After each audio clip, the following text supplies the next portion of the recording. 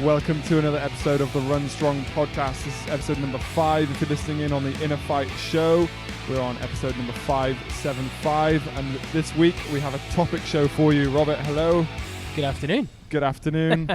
We've just been on a team building day, as it were, on a Monday. Go-karting. Go-karting. Who won? I think it was irrelevant, wasn't it? We were using our Sunto watches to have a look at max speed and heart rate. Stayed zone 2 the whole time we did. Max speed, mate, what did you get in the end? 40, I think it was 45.3. And then this guy came in with a 48. The last session, there was obviously less fuel in your car and you were able to go lighter.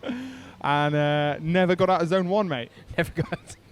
I was zone 2 for most of it, so I must have been high on adrenaline or something. Having a lot of fun. Certainly in the end, I think it was you, me, and Boz. You slammed on, I spun out, and Boz just T-boned me. So I'm currently nursing a broken rib, I think, from that one.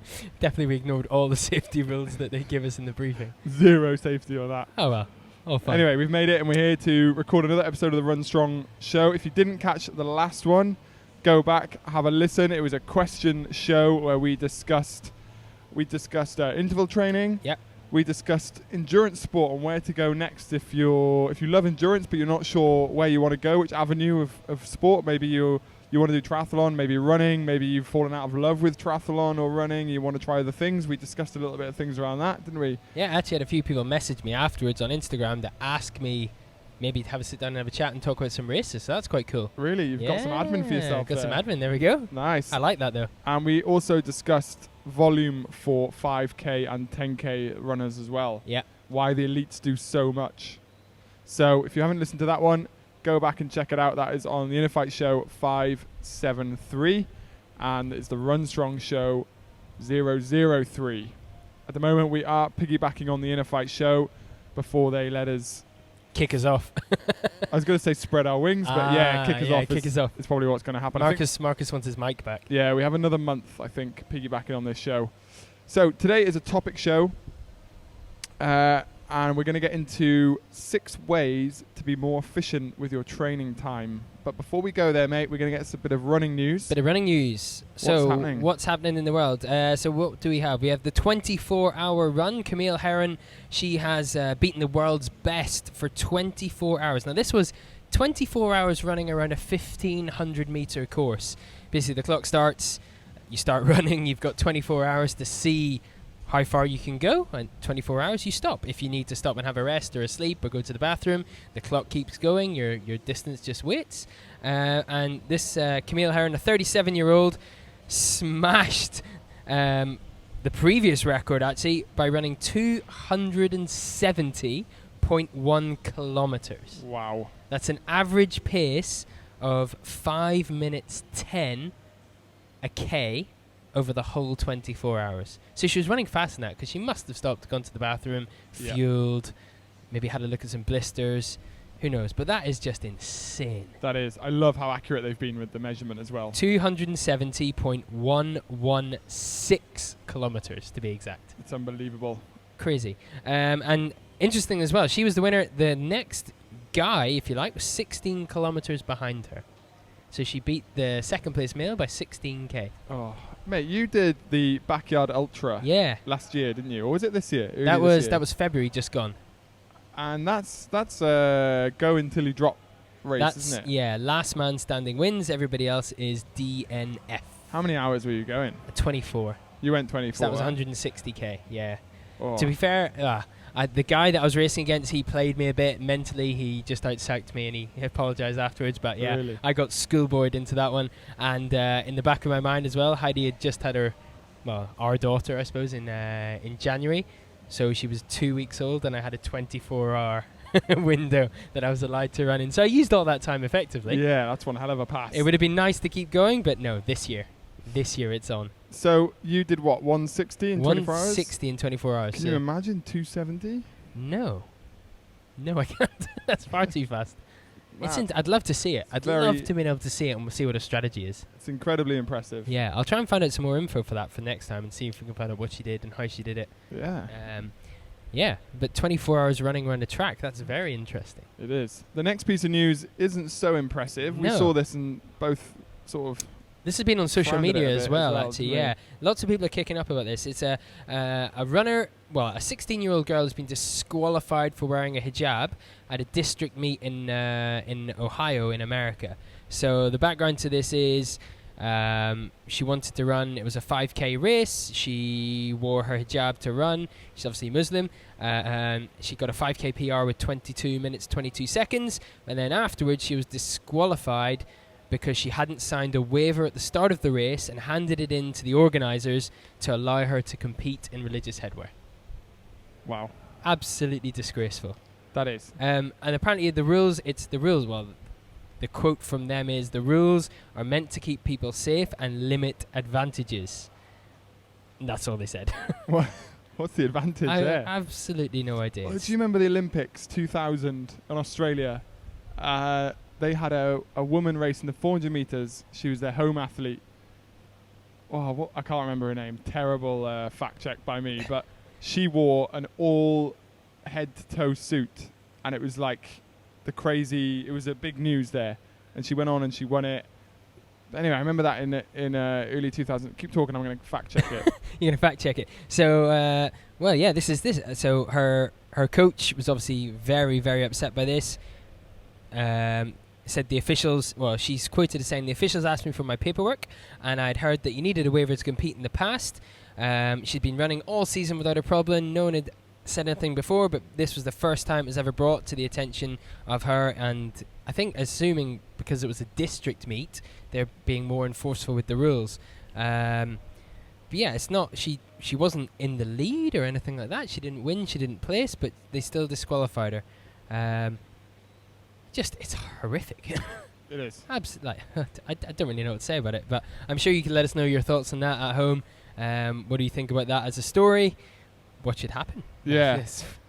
I think a really nice touch here by Adidas runners a few months ago was one of my clients who runs for them. She was over the moon with it because they actually did a customized Adidas hijab for her and another girl to run with. Really? Yeah. That's lovely. It's so good. Like, so inclusive for everybody, and I think that's why they're one of such a great club out here. But it's just mad. I mean, but you know, we're maybe in a bit of a bubble here, living in Dubai. We're so used to that sort of thing, obviously being a lot more tolerated, and Ohio obviously is well behind the times on it. But well, they're getting a lot of.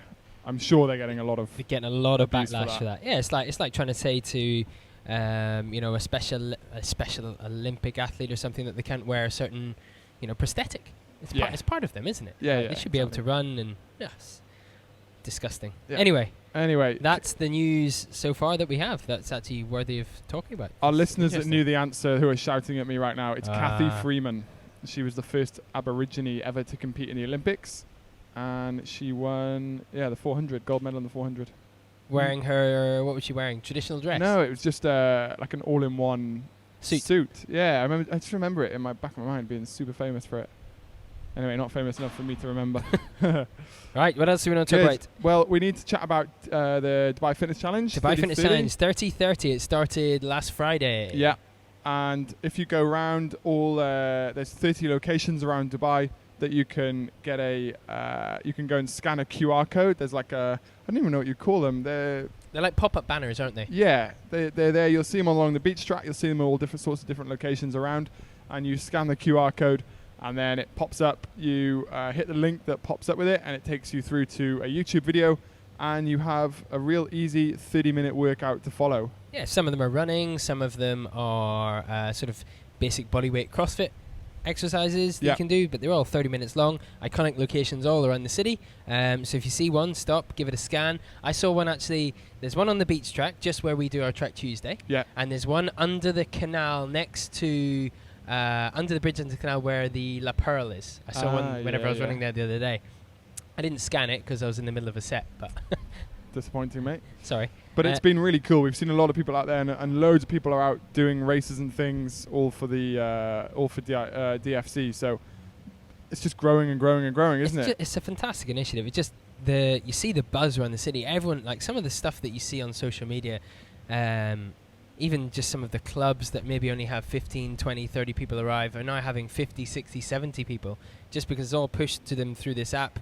You know, you can log into this app, you can see what events are on, just go, and it's all free, isn't it? It's amazing. Brilliant.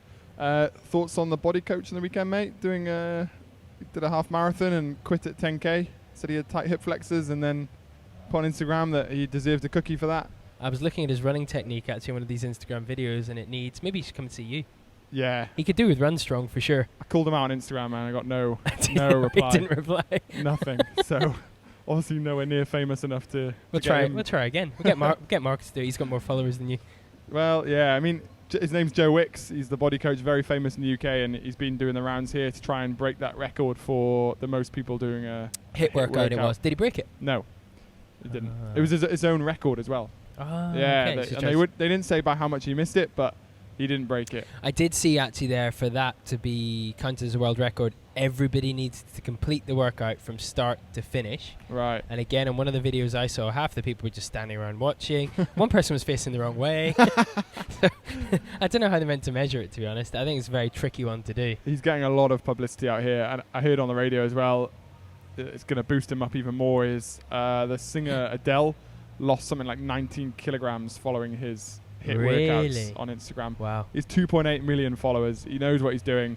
I just think when you've got that much influence to bail halfway out of a race you say you're going to do, and then show, and it to some people, they're laughing at me here, and when I put it up, a few people said, like, come on. Most people actually did the clapping emoji on my Insta story. But I just think, okay, you've done a half-ass effort, and then you're going to eat a cookie for it. You're just giving the wrong message to all these people out here. He could have quite easily just slowed everything down and gone to the back and, you know, run with some nice people, had some chats, done some socializing, networking. Yeah, walk with some people. His Instagram is like to inspire one person every day. Yeah. So you've got a chance to inspire hundreds if you just go and have a chat with people and walk along with them. He's actually got a new kid as well. So my wife Heidi follows him, and he actually puts on some really good kids' food ideas and stuff like that. So we like him for that. You like him, eh? I don't say I like him. I like his food ideas. Well, he's in my bad books anyway. But so yeah, unfollow him then. Yeah. I never followed in the first place, actually. Okay. Very rare follow list. Let's get into it then. So 6 ways. The topic show for today is 6 ways to become more efficient with your training time. So you've come up with this topic. Yes. Why have you thought of this topic? Why is this sitting with you right now? Because all I ever hear in excuses is I ran out of time. Okay. And it really gripes me. All right. Because people think, I think people have a idea of us that we come to work and we're just training and, you know, we don't really work to a schedule. And like, we're some of the most time-starved people you can find. If you look at like the coach's schedule and how they manage to fit all their training in, look at like our schedule, we know what it's like to fit in the training we have. And I just think it's such a common excuse. And I'm sure this topic has been covered thousands of times on other networks and channels.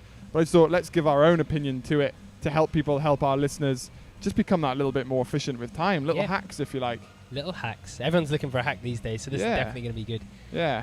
Actually, it's interesting you say that. Like, people say they have no time and assume that because it's a job to help people or to coach people running, you should be able to just train whenever you want at all times of the day. Having started, I suppose, full-time, part-time in Feb, but then full-time in June. Yeah. I find straight away that is nowhere near the case. I've actually got less time now than I did when I was teaching. Yeah. Less time to train as well. It's hard. I do have to be much more efficient. And it requires a lot more patience from the wife. Oh, yeah. We've cut out. There we go. Much more patience from the wife, and yeah, it's just tougher. So self-organization, mate. Exactly. That's the difference. Mm-hmm. So I've used this. My number. I'll start. You first go for one. it first. Yeah. This saying has been my. It's been the first thing I've looked at every morning for the past, I don't know, maybe 6 years. It's like a mantra. It's my mantra, my morning mantra. What is it? Actions before distractions. I like that. Actions before distractions. Every morning, 5 a.m., my phone alarm, well, not my phone alarm, my phone reminder goes off. So when I first look at my phone, which, by the way, is nowhere near my bed, out of the way, on airplane mode, I wake up, go find it, on it comes, actions before distractions. And it just reminds me, okay, first thing to do today is to not go on social media and start scrolling through things. it's not to suddenly go off and get distracted by something else that could happen, start answering emails. It's to go with whatever the first task of my list is, or the first appointment in my calendar that day, is to just put all focus onto that task. And if you're always thinking actions before distractions, you will find that you actually do act a lot more than just waste your time. Probably the most biggest thing people waste their time doing is scrolling through social media. So that is a very good one for me to look at, and you can make up your own kind of way, or you can make up your own little saying, but that is mine: actions before distractions. Just whilst you're talking about that, the social media thing, I know loads of people, especially, even, I've been a victim to it before. First thing you do when you wake up, there's notifications sitting there. I turn them off. Just wanting you to open them. I have no notifications. You have no notifications? Well, okay, for the most of the world, then they're sitting there ready to open. That's how they get you. Their marketing is designed. They want you to spend as much time on their app as possible. There's a really good app you can get. It's called Self-Control. It's a free app. It works on, I'm not sure if it works on Android, but it definitely works on iPhone. And it can, it shuts down social media. So you can have your social media set between a certain time in the morning, certain time in the evening, and then other than that, it'll just switch off. It won't let you access it. Nice. Doesn't send you any notifications. It won't be unblocked until the next time in the morning. I think screen time on the iPhones alerted a lot of people to how much time they spend on it. It's crazy, isn't it? Yeah, and it's a real hard. Like, I find very conflicting, because obviously part of our job and like management of ourselves is to be on social media. That's how you can reach people. That's how you can inspire people. That's how you can get certain things. Unfortunately in this world, followers equals perks, right? And so you've got to draw up this fine line between being on there and not. And what I've found I've fallen into is basically I go on to post. Yeah. I go on to answer messages. And that's it. And that is it. So, I really don't follow that many people. And if I do, I probably don't even see what you're scrolling through anyway. I maybe get through the top 3 of my feed. There you done. And that's it. And if I could, I wouldn't have it. I wouldn't have social. Not a fan. Nah, I could do without it, Yeah. But we all survived before it was there. All of us, mate. Exactly. Yeah, all of us. And, it might sound... I say I wouldn't, if I didn't have to, I wouldn't have it. That is true to an extent, but some of the best messages and ideas and questions and things we get is through social. That's it. So it has its benefits as well, because social media, think about how many people will listen to this or hear about this podcast through social media, or it's been pushed them through Facebook or Instagram, or they follow the InnerFight Instagram or Marcus's Instagram. It's without having social media, there's some very good messages that get spread, but there's also a lot of garbage. Yeah. A lot of garbage. Just say we're hammering social media on this. Next one, Strava. People get lost in Strava. See, I have Strava. I look at some things. Sometimes it goes, oh, you've got a new PR in this, and it logs up, and I rename my runs. I never really delve that deeply into it. I haven't been on actually in such a long time that the most recent time I went on, it was all brand new and changed. And they've given to be fair to them, they give a lot more free content out now in terms of analysing your own runs. Estimates. Than they used to. Yeah. So that's what I noticed difference. But then, people get very competitive, don't they? And distracted, mate. Yeah. Any other distractions for you that when you go out to go for a run? Do you know what? For me, I like to have everything ready the night before. So it's the same. Do you know what? It's the same in I can't do, before I go to bed, I have to make sure the dishes are all done. Yeah. So when I wake up in the morning, I'm not distracted by doing the dishes, tidying up the living room, etc., messing around with Hannah's toys, picking them up. If I'm doing something in the morning, or I know I've got a really early start, my bag's ready to go, so all I have to do is get up, have a coffee, stick on what clothes I need, which are already there, and then bang, I'm out the door ready to go. We say it like it's a standard, like have your bag ready the night before. I can't ever remember not doing that, but for some people, they don't think to do it. So that is true. Like a real good way of making sure you're all action in the morning is prepare everything you need the night before. Yeah. And then you'll sleep soundly because you're not thinking about it, and you just literally wake up and straight away you're on auto mode. It's the same as what's the first thing you do when you get up in the morning? For me, go to the toilet. Do you not make your bed? I then go to the toilet, drink water, make bed, put my watch on, grab my phone, pick up my bag, leave. There you go. I say I make the bed. Well, actually, I make my side of the bed because Heidi's normally still in bed, just tucking her in. Sorry. Yeah. And she never does her side. Pin in the bum. Unbelievable. Never mind. Heidi, sort it out. Right, mate, you got the next one. Number 2, specificity. Whoa. Say again? Specificity. I tried to say it too fast. So I'm tired. Come on then. Specificity. What's the specificity? So this is, for me, I suppose lots of people, when they start their run training or their endurance training, they're training for a race. They have a race in mind, a goal race in mind. So specificity is just trying to get the most effective training for the race or the goal that you're training for. So if it's a flat 5K, you don't go and train off in the mountains. If it's a mountain race, you make sure that you're out and you're training in the mountains environment. And if you can't get in the mountains, you do something similar that sort of simulates or as close to copies the mountain environment as possible. Yeah, if you're going to go run a really mountainous ultra, there's not real reason to be going and doing like hard track workouts or maybe some shorter tempo intervals, because like that's not too specific to your event, is it? Not really. I suppose the only thing that you get from that is maybe if you're going up a climb and your heart rate's going to be elevated through the roof. Yeah. If you're doing the hard track intervals, then you know what that feels like. But then you're more specific to be on a treadmill incline. Probably, yeah. So you can break it right down and get super specific with what you want to do and what you're going in and what the race is. And I think if your goal is like an ultra or something really short, the other run workouts that you might feel like you need to do, like the track stuff, or if it's a short race and the base miles, they're almost like they're good to have, but they're not the real like efficient parts of the training that you need. If your time's squeezed, yeah, they're more like cherries on top. Exactly. So what we find actually, like I was thinking about this as well in the summer, it was too hot to drive to the trail, run in the trails and then drive back. It would have been an inefficient use of our time. So what we did was we had our Ultra Legs program that we did in the gym. Yeah. So it was really early morning. It was a short run to start with, just to get the body moving, and then it was all strength work in the gym-based strength work.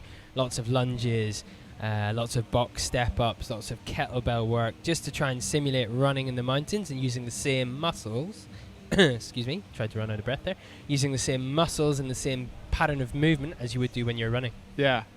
I think they obviously showed they were very good, and they were specific to the trail sort of runs. They're very good. Also terrain, mate, that's one thing here as well, is being in Dubai on nice smooth flat roads or the beach track. Exactly. When you're going to go try and run, say maybe some sand ultras like you did in Jordan, or the what's the one up at Al Qudra called? Al Marmoon 300k. I mean, you're all meant to be on sand on that. That's it. Although we went up last year and watched a few boys and they were not running on the sand. Were they not? They were not. We'll check them this year. But running on sand is hard. Very hard. And so that would be a real specific thing to be focusing on if you're going to go and do that. Yeah, and we try to get the guys that were running in Jordan every week. Once it got a little bit cooler and it wasn't dangerous, we had them out in the desert at least once a week running on the sand. Yeah. And obviously played really well in their favour, because when they got there, the sand actually in Jordan was a lot firmer than what they'd been running on. The dunes weren't as, as bumpy. The dunes were longer and more rolling, so they handled it really, really well. So if you're time starved and you are doing something such as a sand or an off-road ultra, you want the majority of your running to be on that specific if you can, terrain. Exactly, yeah. And same as well. Like lots of the guys here do the mountain races, the urban ultra races out here. There's a big series of those. But then you speak to some people, they've never been in the mountains, but yet they go and do one of these races. Like, you can look online and find the routes that they've been using, and you could go and run the exact route if you wanted to. Yeah. So, there are options there. We've got the hijab 100 coming up. We know that route, so you could go and run the first 50k or the first 30k, which is where we were last weekend. Yeah. Up and down those mountains. So you can really get specific training in if you want to, and then it's more time efficient in the long run. So much more. Exactly, yeah. There is definitely that terrain.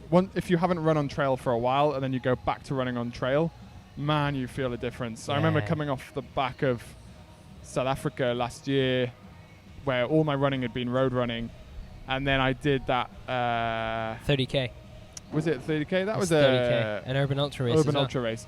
And I remember running off on it, and I was just like, oh my god, I forgot what this is like. You won that though, right? May have won it, yeah. May have won it. And I just remember thinking, like, you got to be so careful. Like, ankles are twisting, your coordination, suddenly your hips are working so much more. You got to remember to, like, go easy up the hills and coming back down them. And it reminded me so much how it's so important for, if you're anything to do with trail running get out on trails. There's nothing like mimicking trail. Definitely. It's so technical. So, yeah, you really have to think the whole time you're running. You can't switch off for a second. No. There's no phone out for the ground whilst you're running or you land flat on your face. Yeah. True. Cool. So that was number 2. Number 3, understanding the goal of the microcycle.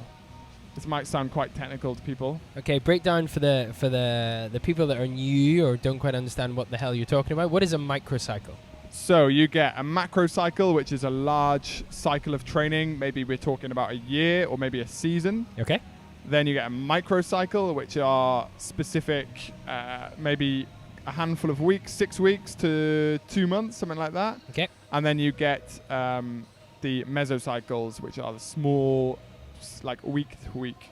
Week by week blocks. So why I say microcycle is because that's normally where you would align your goals for that season. So you probably know you have a base phase, then you have a build phase, then you have a peak phase, then you're racing, and then you go back to base, build, peak, race, blah, blah, blah, through your season.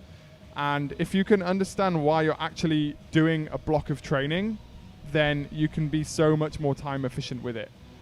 An example of this might be early on in a base season. So, for example, we've just kicked off Project DXB 2020. Yes. Should have mentioned that at the start, really. 24 runners are getting ready for Dubai Marathon in 12 weeks.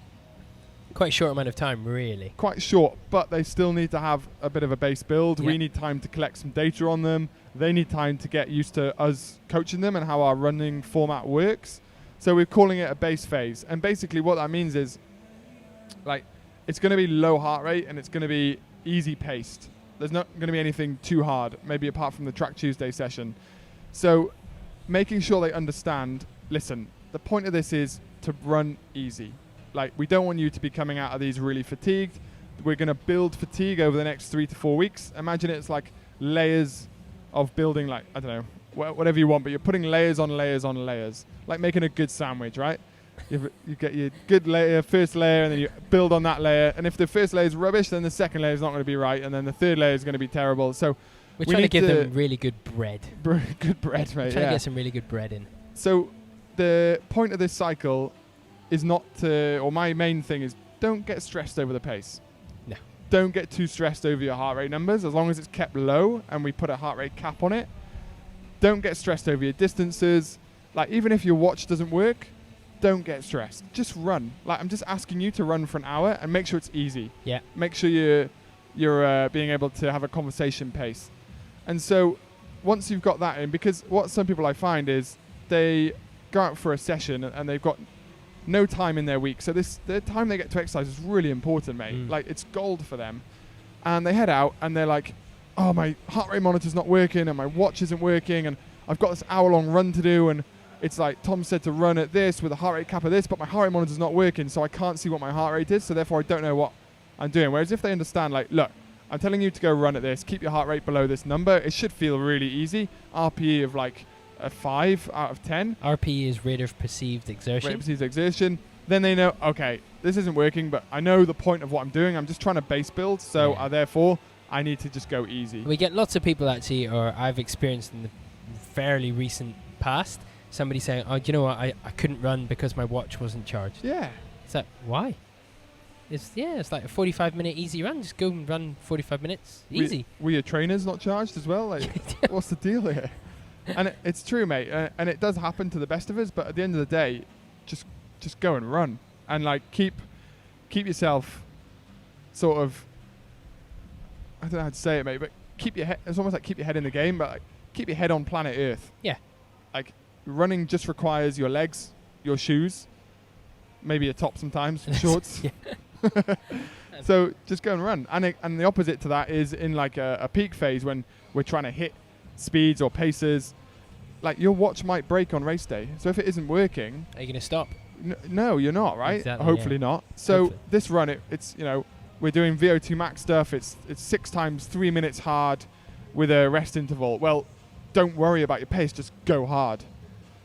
I put that in some of my clients' track session the other week. It was meant to be 200 meters at 1k pace. And I thought, you know what, there's no point even putting 1k pace for a 200 meter run. No one's going to look at the watch at 200 meters and go, oh, I need to go faster, I need to go slower.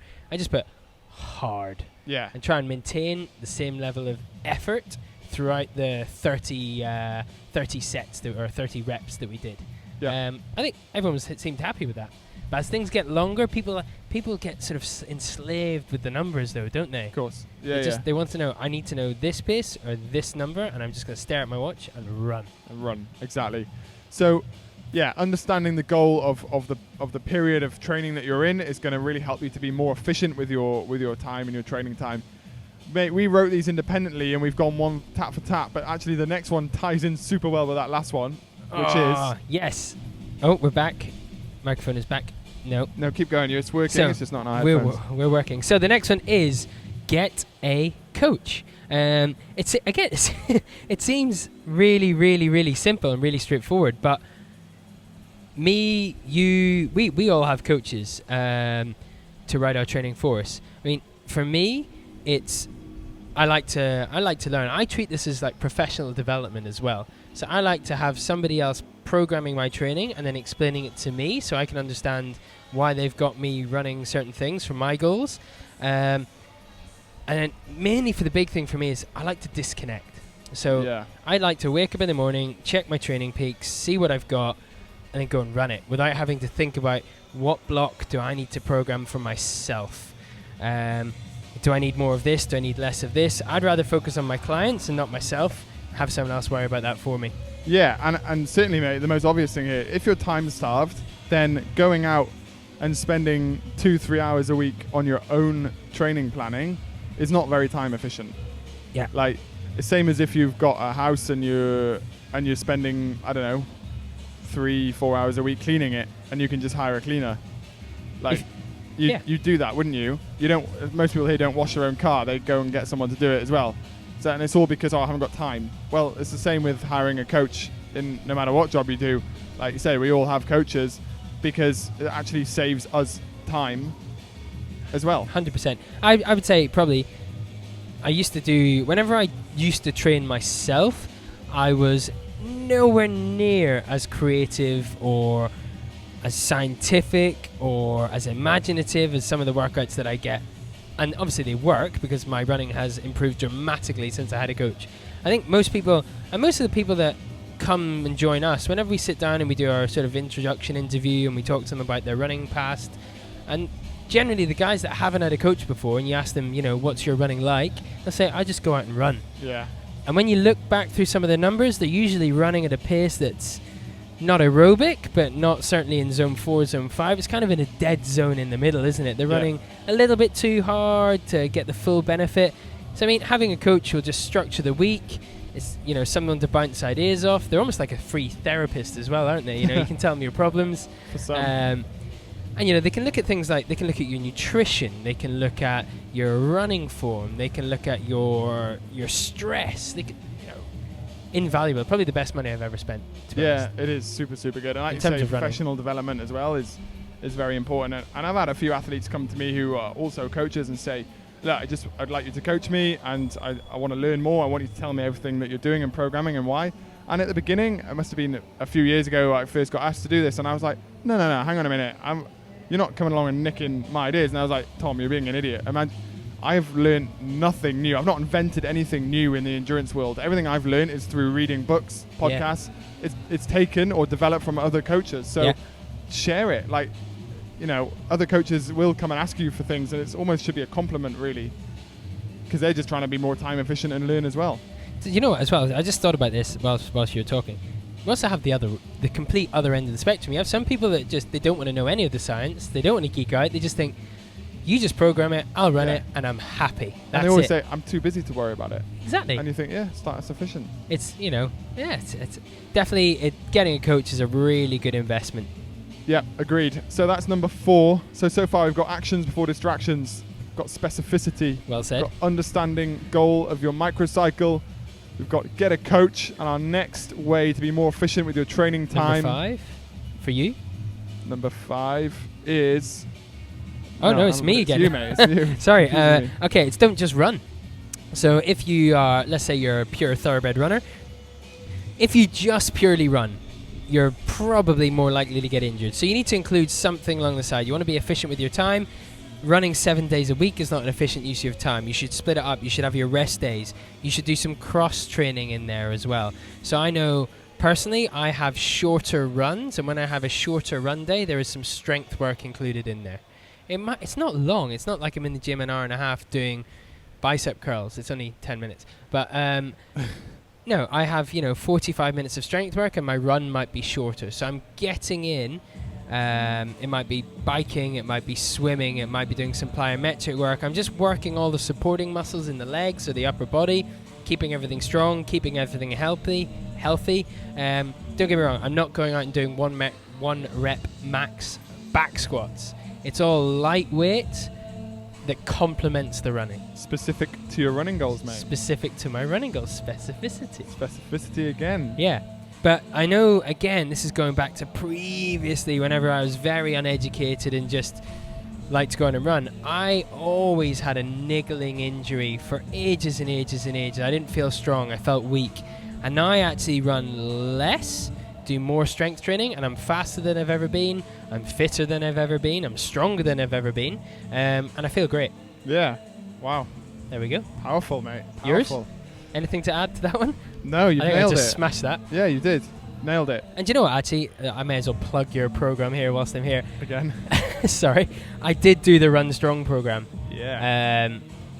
And the stuff in there, quite a lot of it I'd never done before until I'd done it when you were doing it for UTMB Oman. And some of the things, I felt weird doing it. I was like, there's no way this is working. But it does work. Yeah, and this it is really, the point. really does work. The point of Run Strong is minimal equipment, maximum benefit for time. Yeah. And it's all handy as a PDF on your phone. That's it, yeah. 30 minutes it was taking. 30 minutes, mate. At the start, it took a little bit longer until you get used to what the exercises are. You want to make sure your form's right. But if that was the case, I just do slightly less reps, and I know that in 2 weeks, 3 weeks, I'll know the exercises well. I can get the reps right, the form is right, and I'm getting the full benefit. Yeah. InnerFight.com/runstrong for that. If you don't know what we're talking about, that is the Run Strong program, which is a strength plan that we created for runners to basically use whenever they can, and time-starved runners especially, to get themselves ready to run strong for what their running goals are. Yeah. Last point then is mine, number 6, and it is similar to yours, mate. Kind of tags on to this, but it's do your strength work in your warm-up and cool-down time. Interesting. Yeah, this is a real big winner on time for me. For a lot of athletes I program forwards, I get them to do a Run Strong session first and then go into a run. So why do you do that then?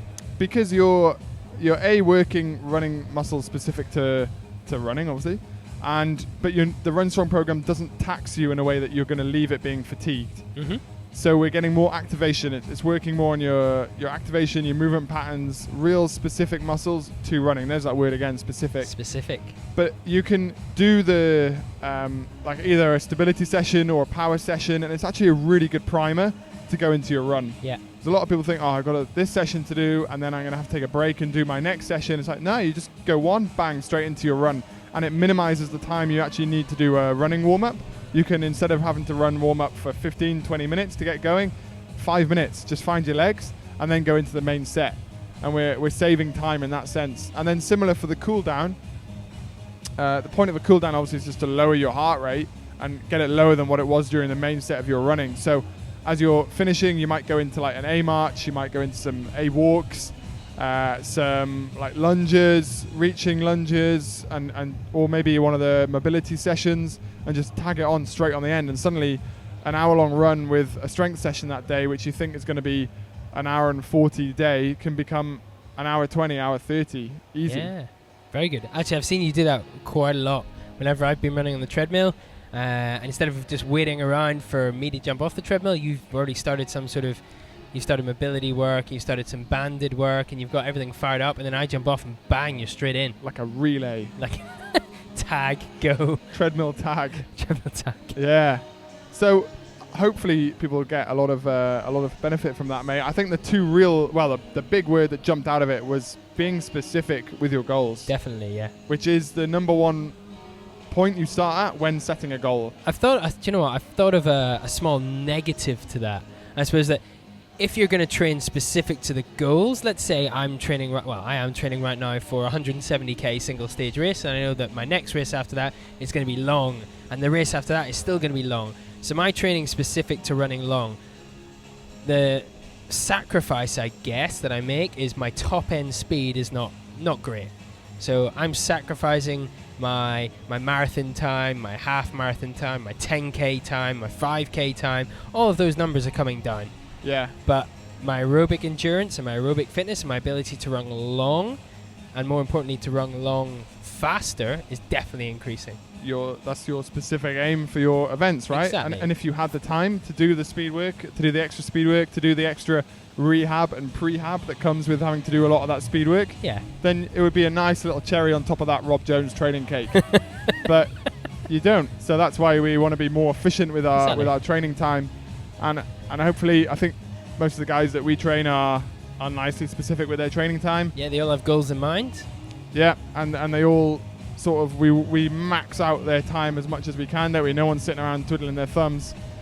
But there's a good few hacks for you there, guys. If you've got any that you use, any suggestions, then write in, let us know. I know I've got a couple of guys who aren't cyclists, they're runners, but they like to warm up on the bike and things like that. They might cycle to the track where they're going to run, give a little bit of a warm up on the way. Is there anything driving? Obviously, I'm just a pure thoroughbred runner, but you're a triathlete at the minute, so it's obviously you have to juggle so many different training protocols. Yeah.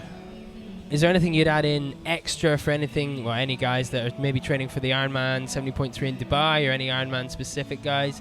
Is there anything extra you do? Like, how do you juggle the swim, bike, and run with your time so well? Yeah, if you've got a time-starved triathlete, you tend to get them to run off the bike more. Yeah, okay. That's always helpful for them, because then they don't have to do like a midweek tempo or a midweek like longer run. Mm-hmm.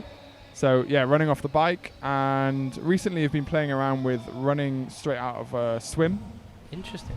Which, yeah, again, it's good. It's just a way of bolting sessions together. Swimming's a great aerobic warm-up without the stress of you get from running. So getting your engine warm in a solid swim set for an hour or whatever, and then going for a run, you actually feel like you can get into your run a lot better because your aerobic engine's already on, you're already ready to go. So there's that.